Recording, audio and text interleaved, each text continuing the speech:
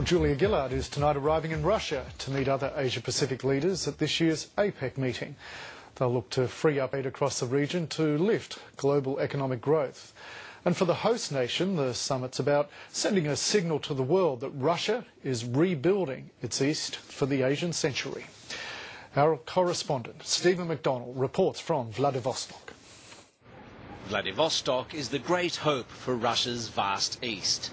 A Pacific port city that many believe has been underutilised for a long time.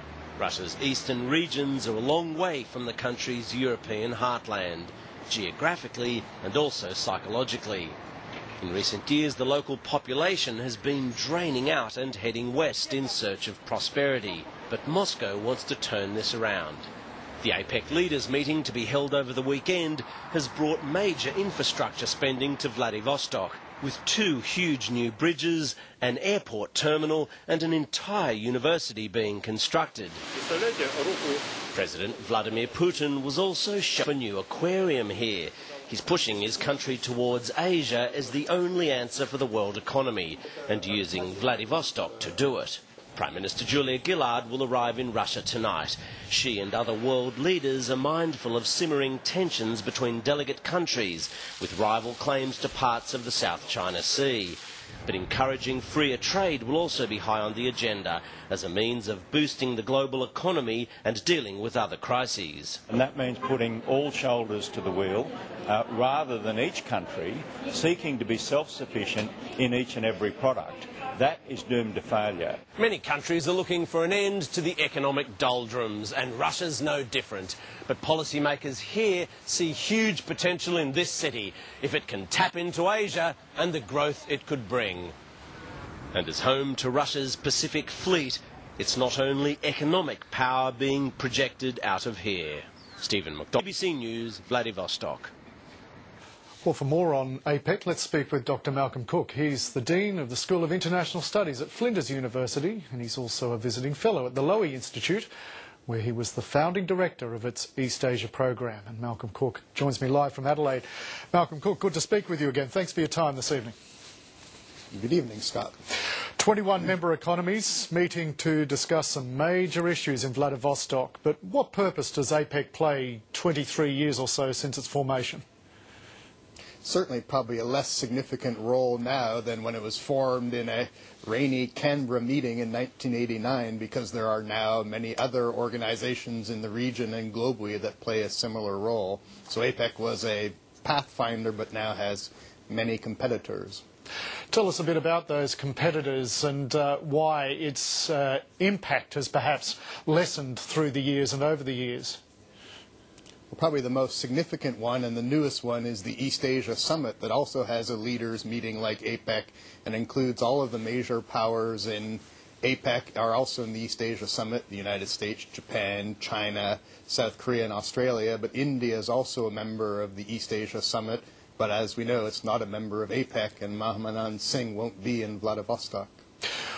For this summit, what are going to be the key issues being discussed among the leaders, especially issues of interest to Australia? Well, there's probably a couple of wins already on the economic front that our Trade Minister Craig Emerson's been talking about. APEC is ahead of the WTO, that's stalled, by the way, in terms of reducing tariffs on what are called environmental goods. And it also looks like there'll be greater freedom for international student exchange and international university campuses to set up in APEC countries. So there's probably 2 small but not insignificant economic wins. The fact that President Obama is not going to be there, and this is going to be Hu Jintao's last APEC, probably means some of the strategic issues the leaders often talk about won't be as front and center this time. Well, in regard to the US, President Obama today in his speech at the Democratic Convention in North Carolina, he declared that the US has reasserted itself in the Pacific. Now, of course, he can't be in 2 places at once, but does his absence dilute that claim of his in any way?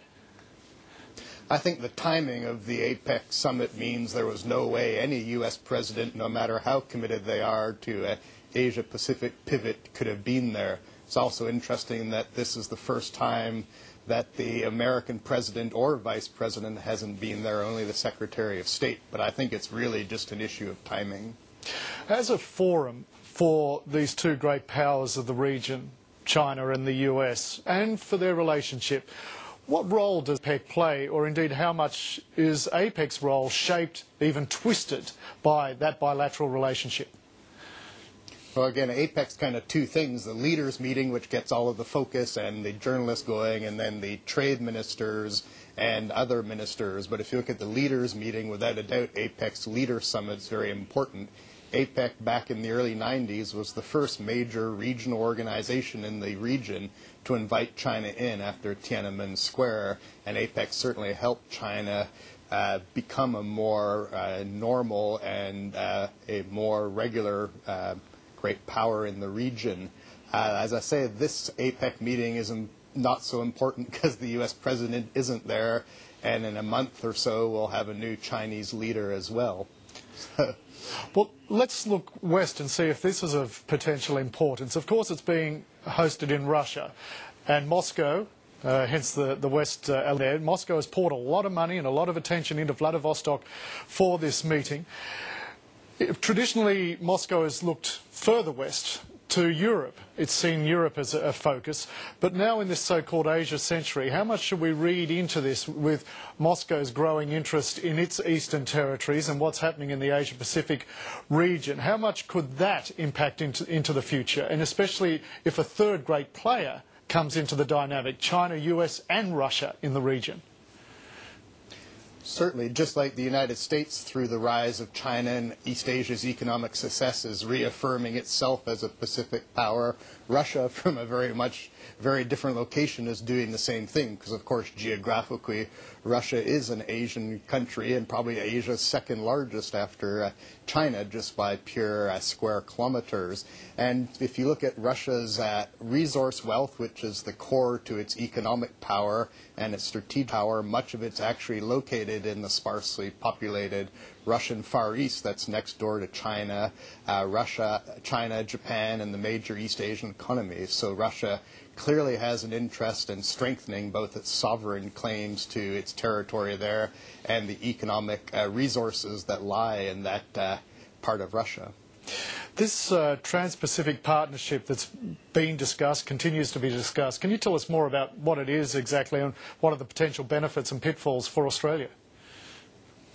Australia is a member. While Australia wasn't a founding member, it started off founded by Singapore, New Zealand, Peru, and one other, some very small liberal trading countries. Now it has blossomed to being 11 countries, I think, including the United States. And it's really an effort, just as APEC was many years ago, to create a regional trading bloc ahead of what the WTO at the global level can produce. But so far, the Trans-Pacific Partnership in this much larger grouping has been largely talk. And given that there's a U.S. presidential election coming up, I don't think we'll see too much movement there.